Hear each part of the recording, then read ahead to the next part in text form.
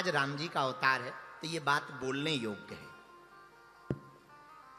राम जैसा कोई हो भी नहीं सकता तो रावण जैसा कोई शत्रु भी नहीं हो सकता।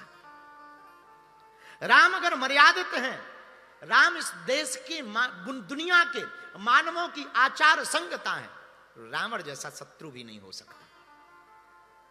आहा, राम जी राम सेतु के किनारे खड़े हैं रामेश्वरम में।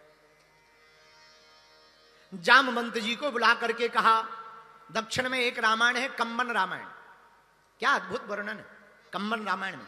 राजा कंब ने लिखा, सम्राट चक्रवर्ती राजा कंब का लेख है, बड़ा प्यारा लेख है। राम जी खड़े हैं समुद्र के किनारे। राम जी ने अपने मंत्री जामवंत से कहा कि हमारा मन है लंका में प्रवेश करने के पहले भगवान शंकर की प्राण प्रतिष्ठा की जाए, और प्राण प्रतिष्ठा करके भगवान शंकर को विराजमान करके विजय प्राप्ति का आशीर्वाद लेकर के लंका में जाया जाए। और हमें भरोसा है हे जामवंत, अगर ऐसा होगा तो हम लंका से विजय प्राप्त करके ही आएंगे। तो जामवंत जी ने कहा, देरी किस बात की भगवान, कर दो प्राण प्रतिष्ठा। पर राम जी बोले, एक दिक्कत है। बोले कौन सी दिक्कत? बोले हम हैं जंगल में, सबसे बड़ी दिक्कत यह है कि यहां ब्राह्मण कौन होगा, पूजा कौन करवाएगा। और पूजा करवाने वाला ऐसा चाहिए जो परम सैव्य हो, शंकर जी का उपासक हो, तभी वो शंकर जी की ठीक से पूजा करवा पाएगा। और सुनो, हम हैं वैष्णव, सैव्य भी हो पर वैष्णव परंपरा को भी मानता।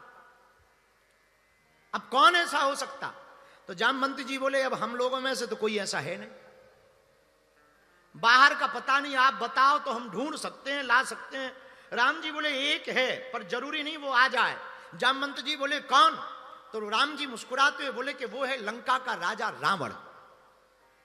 और जामवंत, बुरा ना मानो तो तुम एक काम करो, एक बार जाओ प्रस्ताव लेकर, आचार्यत्व का प्रस्ताव स्वीकार करे, ब्राह्मणत्व का प्रस्ताव स्वीकार करे, रावण को ऐसा बोलो, क्योंकि वो कर्मकांडी है और व्यक्ति अपने कर्तव्य के पलायन से कभी भी विमुख नहीं हो सकता। हमें रावण पे इतना भरोसा है। तो जामवंत जी ने कहा, महाराज बुरा ना माने तो एक बात पूछे, हाँ ये स्थापना किसके लिए कर रहे? बोले लंका में विजय प्राप्ति के लिए। और रावण रहता कहां है? बोले लंका में। बोले लंका किसकी? बोले रावण की। तो बोले क्या वो मूर्ख है क्या कि अपने ही हराने के लिए वो आशीर्वाद देने आएगा? राम जी बोले, जाके तो देखो। और जामवंत जी गए, राजा कंब लिखते हैं कि जामवंत जी गए, और जैसे ही गए तो रावण तो त्रिकालज्ञ था, उसे पता लग गया। तुरंत मंत्रियों को कह दिया, सुनो वो जो जामवंत जी आ रहे हैं वो हमारे रिश्ते में पितामह लगते हैं, साथ सम्मान सहित हमारे पास ला। सम्मान के सहित सबने हाथ जोड़कर प्रणाम किया। जामवंत जी को राज दरबार में जहां रावण बैठा हुआ था सिंहासन के ऊपर, नवग्रह सामने बैठे हुए हैं, काल के ऊपर पैर रखे हुए, काल बंधा हुआ है, उल्टे शनि लटके हुए हैं। और व्यवस्थाओं को देख करके पितामह जामवंत जी चकित रह गए। रावण विशाल काय शरीर वाला, चलत दशानन डोलत अवनी, रावण बैठा है। और जैसे ही रावण ने जामवंत जी को देखा, जामवंत जी ने रावण को देखा, दोनों ने अभिवादन किया और रावण ने प्रणाम किया। आओ भगवान, आओ पितामह भगवान, आओ आओ। कैसे आना हुआ? तो जामवंत जी बोले, रावण हमने सुना है कि तुमसे बड़ा कोई सैव्य नहीं है, और सच भी है, परम सैव्य हो तुम। और हमारे जो स्वामी है ना श्री राम, उन्होंने भगवान शंकर के प्राण प्रतिष्ठा का संकल्प लिया है, और हमारा और उनका मंतव्य है कि उस प्राण प्रतिष्ठा के आयोजन का कार्य आपके हाथों से, आप उसको पूर्ण करवाओ। तो अब रावण से जरा सीखना, क्या गजब का था रावण। मुस्कुराता हुआ कहता है, क्या तुम्हारे जो स्वामी राम हैं वो लंका के राजा रावण को हराने के लिए शंकर जी की प्राण प्रतिष्ठा करवा रहे हैं? जामवंत जी बोले, ठीक पहचाना। धीरे से रावण कहता है, क्या वो लंका पर विजय प्राप्त करने के लिए भगवान शंकर की प्राण प्रतिष्ठा करवा रहे? जामवंत जी कह रहे हैं, ठीक पहचाना। रावण कहता है कि सुनो, अब मैं आचार्य हूं, और आचार्य का कर्मकांडी ब्राह्मण का धर्म है कि कोई द्वार पर यजमान आ जाए तो उसे निराश नहीं भेजना चाहिए। जाओ तुम अपने स्वामी राम से कह देना मैं राजा लंका का रावण, आचार्य महापंडित रावण, तुम्हारे स्वामी राम की प्राण प्रतिष्ठा में आऊंगा। जामवंत जी जाने लगे, सब लोग चौंक गए, बोले गजब का है राजा।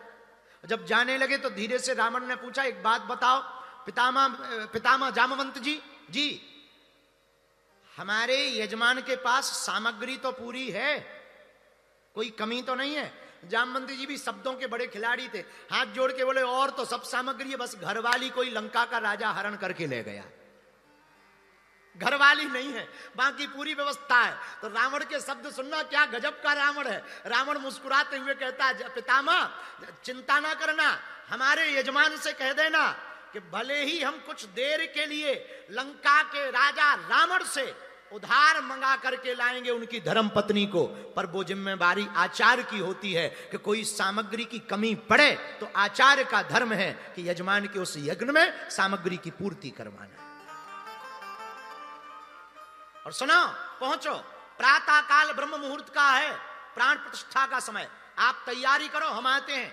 इधर रावण ने खबर भेजी अशोक वाटिका में माता जानकी जी के पास में, तुरंत अपने पुत्र मेघनाथ को बुलाया। मेघनाथ से कहा, सुनो, जाकर के किशोरी जी से कहो, श्री जानकी जी से, सीता से, कि तुम्हें हमारे साथ चलना है और तुम्हारे पति ने प्राण प्रतिष्ठा समारोह रखा है। और कथा कहती है कम्मन रामायण की कि रावण अपने विमान पर जानकी जी को लेकर के गया और समुद्र के किनारे उतरा तो भगवान राम ने रावण को आते ही देखकर दंडवत प्रणाम किया, क्योंकि आचार्य को प्रणाम किया। और जैसे ही प्रणाम किया तो शब्द सुनना रावण के, विजयी भवा, विजयी हो, यशस्वी हो, कहो यजमान राम तैयारी पूरी है। राम जी रघुनाथ जी कहते हां तैयारी पूरी है, पर धीरे से बोले बस जोड़ा नहीं है। तो रावण भी इशारे में कहता है, हम उधार उठा करके ले आए लंका के राजा रावण से, क्योंकि अभी आचार्य पंडित महापंडित रावण है, लंका के राजा रावण से उधार ले आए, जाओ साथ सम्मान सहित लेकर आओ। श्री किशोरी जी उतरी, भगवान ने प्राण प्रतिष्ठा की, भगवान शंकर प्रकट भय प्राण प्रतिष्ठा के मध्य में। रावण ने नाम रखा, नामकरण करने के बाद जैसे ही जाने लगे तो राम जी ने हाथ जोड़े, हे आचार्य, हम वनवासी, दक्षिणा देने योग्य हमारे पास कुछ नहीं, फिर भी जो आचार्य की आज्ञा होगी आपका यजमान यथोचित स्थिति अनुसार दक्षिणा देने की सामर्थ्यता करेगा और सेवा करेगा, आप आज्ञा करें। आचार्य पंडित रावण भी मुस्कुराता हुआ कहता है, राम हमें पता है अभी तुम्हारे पास कुछ नहीं है, राम तुम वर्तमान में हमारे यजमान हो, पर हमें पता है कि तुम कौन हो। एक काम करना, जब मेरी मृत्यु हो तो मुझे दक्षिणा में यही चाहिए, तुम मेरे सामने खड़े रहना, मुझे बस यही चाहिए कि जब मेरी मृत्यु हो तुम सामने खड़े रहना। भगवान श्री राम की आंखों में भी आंसू आ गए। ऐसा रावण, इतना महापंडित रावण, मेरे पागलो, हम रावण के पक्षधर नहीं है कि तुम कल से रावण की पूजा करने लगो। ये भी गलती मत करना कि हमारी कथा सुन के तुम कहो कि जब रावण इतना महान था तो कल से ही तुम स्टैचू शुरू कर दो। नहीं नहीं, जलाया ही जाना चाहिए, पर हम एक बात के बिल्कुल भी पक्ष में नहीं है कि तुम रावण को हर साल जलाते हो। दशहरा आता है, लोग कहते हैं अंदर के बुराई रूपी रावण को मारो। हमारा सोचना थोड़ा उल्टा है। मेरे पागलो, आज रामनवमी है, हम तुमसे कहते हैं रावण को मारने में अपनी ऊर्जा क्यों लगानी है, राम को जगाने में अपनी ऊर्जा लगानी चाहिए। रावण को मारने में ऊर्जा लगाओगे तो समय बर्बाद करोगे, राम को प्रकट करने में अगर अपनी ऊर्जा लगाओगे तो समय का सदुपयोग होगा। और मेरे पागलों, उजाला होता है, अंधेरा भाग जाता है, यह सिद्धांत है। राम अंदर जगेंगे, रावण अपने आप भाग जाएगा, अपने आप मर जाएगा, कोई प्रयत्न करने की आवश्यकता नहीं। सीधा सा सिद्धांत है, अंदर के राम को जगाओ।